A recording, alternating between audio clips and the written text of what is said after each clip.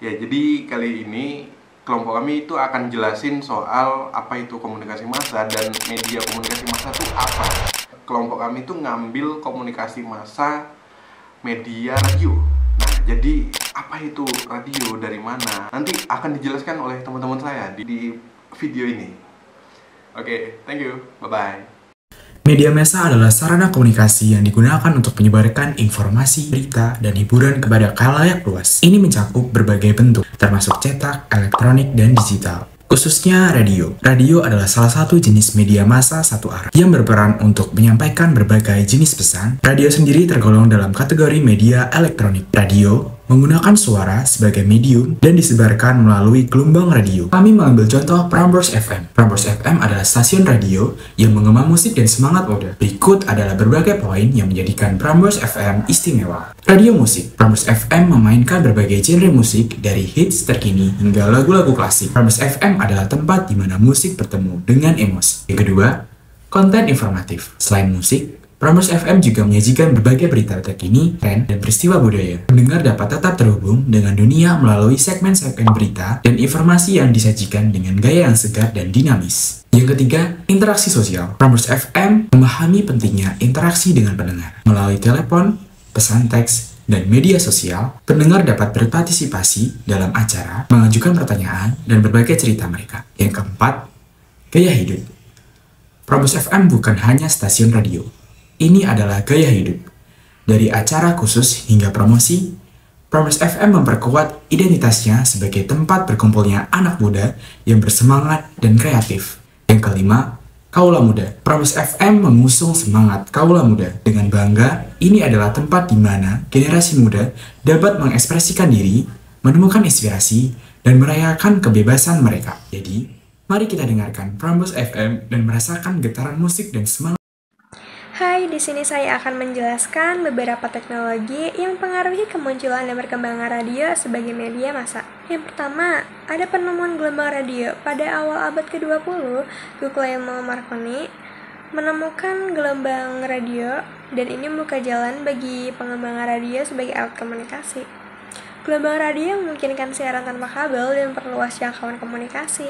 Dengan demikian, radio menjadi sarana efektif untuk menyebarkan informasi, hiburan, dan berita. Lalu yang kedua, ada transmisi AM dan FM. Teknologi amplitude modulasi AM dan frekuensi modulasi FM memainkan peran penting dalam perkembangan radio. AM digunakan untuk siaran jarak jauh, sementara FM memberikan kualitas suara yang lebih baik. Nah, lalu yang ketiga ada kesiaran radio digital. Era digital ini membawa pengaruhan signifikan bagi radio loh. Teknologi siaran digital seperti DAB dan HH radio memungkinkan kualitas suara yang lebih baik dan lebih banyak pemilihan saluran. Radio digital juga mengurangi gangguan dan noise yang sering terjadi pada siaran analog. Lalu yang keempat ada internet dan streaming. Internet adalah revolusi cara kita mendengarkan radio. Streaming online memungkinkan pendengar mengakses stasiun radio dari seluruh dunia melalui internet. Aplikasi radio di ponsel pintar memperluas jangkauan dan aksesibilitas radio. Dan kini, pendengar dapat menikmati siaran favorit mereka di mana saja dan kapan saja. Lalu yang kelima, ada ponsel pintar dan podcast. Ponsel pintar membawa perubahan besar dalam konsumsi konten radio. Aplikasi radio di ponsel memungkinkan pendengar mendengarkan siaran secara mobile.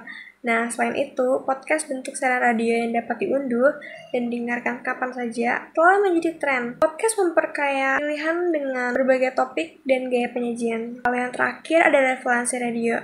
Meskipun teknologi terus berkembang, radio tetap relevan sebagai media massa. Radio menyediakan informasi, hiburan, dan berita dengan cara yang mudah diakses oleh masyarakat luas. Dari siaran tradisional hingga streaming digital, radio terus beradaptasi dengan perubahan zaman. Meskipun teknologi terus berkembang, radio tetap relevan sebagai media massa yang efektif untuk menyebarkan informasi, berita, dan hiburan. Nah, sekian dari saya. Lanjutkan oleh partner saya.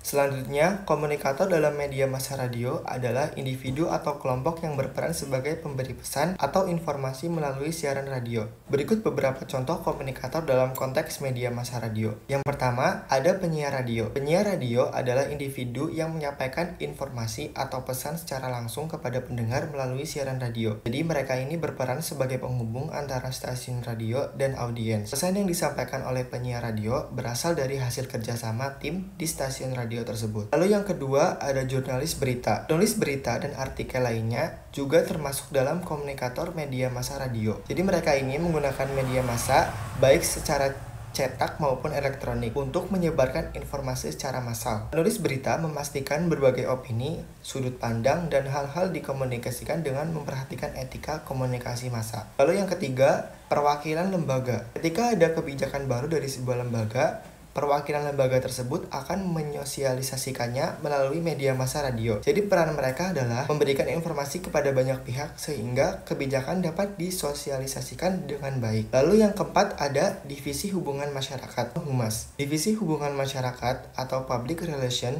juga merupakan bagian dari komunikator dan media massa radio. Tugas mereka ini adalah memberikan informasi atau klarifikasi kepada massa secara umum. Jadi komunikator ini dalam media massa radio berperan penting dalam menyebarkan pesan dan informasi melalui siaran radio kepada audiens yang luas. Terima kasih. Di sini saya akan menjelaskan bagaimana tren produksi media massa radio saat ini. Walaupun radio bisa dikatakan sebagai media massa tua, kan tetapi radio tetap eksis dan menghibur pendengar di era digital. Radio berhasil beradaptasi dan mempertahankan eksistensinya di era media online yang terus berkembang dengan berbagai strategi. Berikut beberapa tren produksi radio sebagai media massa. Yang pertama, penyiaran melalui kanal digital. Radio saat ini menggunakan teknologi digital untuk menyebarkan siaran, contohnya melalui YouTube. Beberapa stasiun radio menayangkan siaran langsung melalui saluran YouTube mereka. Pendengar dapat mengakses siaran secara visual dan memberikan interaksi langsung melalui komentar di YouTube. Yang kedua ada aplikasi digital atau radio catch up. Stasiun radio menyimpan rekaman siaran mereka dan mempublikasikannya dalam aplikasi khusus. Pendengar dapat memilih konten yang ingin didengar seperti acara favorit atau wawancara tertentu. Yang kedua ada layanan streaming stasiun radio. Semakin banyak orang yang mendengar siaran radio melalui layanan streaming online, ini memungkinkan pendengar untuk mengakses stasiun radio dari seluruh dunia melalui internet. Beberapa platform streaming populer termasuk Tuno, Spotify, dan Apple Music. Menurut laporan Wiar Sosial tahun 2021, sekitar 52,1% masyarakat berusia 16 tahun hingga 64 tahun mendengarkan siaran radio secara streaming setiap bulannya. Yang ketiga ada podcast. Podcast adalah bentuk siaran radio yang dapat diunduh dan didengarkan kapan saja. Banyak stasiun radio mengadopsi format podcast untuk menjangkau pendengar yang ingin mendengarkan konten spesifik seperti cerita pengalaman hidup seseorang, cerita horor, atau analisis. Yang keempat ada konten khusus. Stasiun radio memberikan banyak inovasi yang sangat mengikuti tren dan dapat dilihat dari pembuatan konten khusus yang diantaranya ada talk show. Stasiun radio menghadirkan program talk show dengan topik beragam termasuk politik, kesehatan, dan kehidupan. Yang kedua ada musik spesifik genre. Beberapa stasiun fokus pada genre musik tertentu seperti jazz, rock, dan klasik. Yang ketiga ada berita lokal. Stasiun radio lokal menyediakan berita terkini dengan peristiwa di wilayah tertentu. Yang terakhir ada acara interaktif. Stasiun mengadakan acara yang melibatkan pendengar seperti panggilan telepon secara langsung atau polling. Yang kelima, menggunakan media sosial. Stasiun radio aktif di platform media sosial seperti Instagram, Twitter, TikTok, dan Facebook. Mereka berinteraksi dengan pendengar dengan mengadakan kuis dan membagikan konten menarik untuk menarik perhatian audiens. Selain itu, juga untuk mengikuti tren yang sedang berkembang di masyarakat. Yang keenam, penyiar multitalenta. Penyiar radio tidak hanya berperan sebagai pengisi suara siaran secara langsung, tetapi juga sebagai konten kreator. Mereka bisa membuat konten video, menulis blog, atau mengelola akun media sosial. Stasiun radio juga bekerja sama dengan artis, selebriti, dan influencer untuk menghadirkan konten menarik. Ini bisa berupa wawancara, pertunjukan langsung, atau promosi acara. Yang terakhir ada eksistensi radio lokal. Radio lokal tetap relevan dan memiliki basis pendengar setia. Beberapa alasan mengapa radio lokal masih diminati, karena yang pertama, konten lokal. Stasiun radio lokal menyediakan berita, informasi, dan acara yang relevan dengan komunitas setempat. Yang kedua, koneksi emosional. Pendengar merasa terhubung dengan penyiar lokal dan acara yang mereka kenal. Yang ketiga, ada kemudahan akses. Radio tetap menjaga pilihan bagi banyak orang, terutama di rumah, karena mudah diakses dan tidak memerlukan koneksi internet yang kuat. Jadi, meskipun transformasi digital terjadi, radio tetap berperan sebagai media hiburan yang relevan dan mengikuti tren yang terus berkembang dan dicintai banyak orang. Radio Prambors, yang dulunya dikenal sebagai Prambors FM, memiliki sejarah panjang sebagai salah satu stasiun radio terkemuka di Indonesia. Namun, seperti banyak perusahaan media, Prambors juga menghadapi isu kepemilikan yang memengaruhi operasional dan reputasinya. Berikut beberapa isu kepemilikan yang terjadi di Radio Prambors. Perubahan bentuk hukum. Pada tahun 1970, pemerintah Indonesia mengeluarkan aturan baru yang mengharuskan setiap radio berbadan hukum untuk berbentuk perseroan terbatas atau PT atau perkumpulan. Prambors mematuhi aturan ini dan mengubah namanya menjadi PT Radio Prambors Broadcasting Service. Kedua, keterlibatan dalam kasus korupsi. Baru-baru ini, Komisi Pemberantasan Korupsi atau KPK memeriksa GM Media Radio Prambors Dirgaraya S. Santo terkait aset bernilai ekonomis terkait dengan mantan Menteri Pertanian Syahrul Yassin Limpo (SYL) yang merupakan tersangka korupsi. Dalam pemeriksaan tersebut, KPK mengkonfirmasi keterlibatan Dirgaraya terkait kepemilikan aset dan dugaan keterlibatan keluarga SYL dalam pengaturan proyek di Kementerian Pertanian. Ketiga, kepemilikan dan pengolahan aset. Isu kepemilikan juga terkait dengan bagaimana Prambors mengolah asetnya, termasuk infrastruktur teknologi, studio, dan frekuensi siaran. Pertanyaan tentang siapa yang memiliki saham di Prambors dan bagaimana pengolahannya menjadi perhatian penting. 4. Transparansi dan etika. Isu kepemilikan juga terkait dengan transparansi dalam operasional dan kebijakan Prambors. Bagaimana Prambors menjadi integritas dan etika dalam mengelola stasiun radio, serta memastikan kepentingan publik terpenuhi adalah pertimbangan penting. Dalam menghadapi isu-isu ini, Prambors perlu memastikan bahwa kepemilikan dan pengolahannya sesuai dengan hukum dan etika, serta tetap memberikan layanan berkualitas bagi pendengarnya.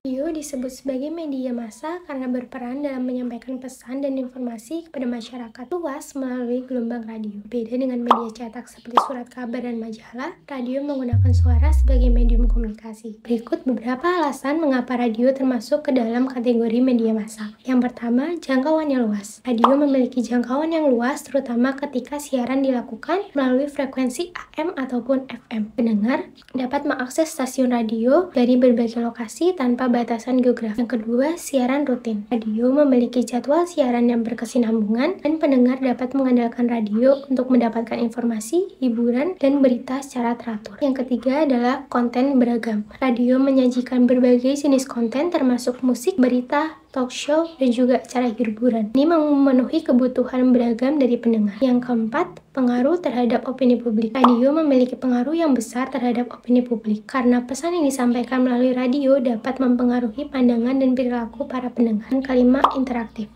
Beberapa program radio memungkinkan pendengar untuk berpartisipasi melalui telepon, pesan teks, atau media sosial mereka. Ini menciptakan interaksi antara penyiar dan pendengar. Yang keenam, kecepatan penyebaran informasi. Radio dapat menyampaikan informasi secara cepat. Misal terjadi peristiwa penting, radio dapat memberikan berita langsung kepada pendengar mereka. Radio memainkan peran penting sebagai salah satu bentuk media massa yang terus berkembang seiring dengan perkembangan teknologi dan kebutuhan masyarakat. Sekian dari kelompok kami ucapkan terima kasih.